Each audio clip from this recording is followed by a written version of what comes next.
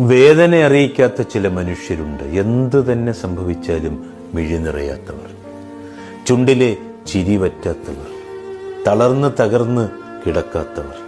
ചിലരെങ്കിലും അവർക്ക് ഹൃദയമില്ലാത്തവരെന്നൊരു വിളിപ്പേര് ചേർത്തി കൊടുക്കാറുണ്ട്. പക്ഷേ എപ്പോഴെങ്കിലും നമ്മൾ അവർ കടന്നു വന്ന വഴികളിലേക്കൊന്ന് തിരിഞ്ഞു നടക്കണം.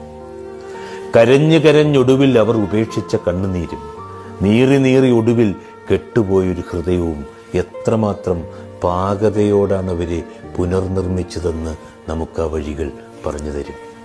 തിരികെ എത്തി നമ്മളവരെ ഒരുപാട് നേരത്തേക്കൊന്ന് കെട്ടിപ്പിടിച്ചേക്കണം.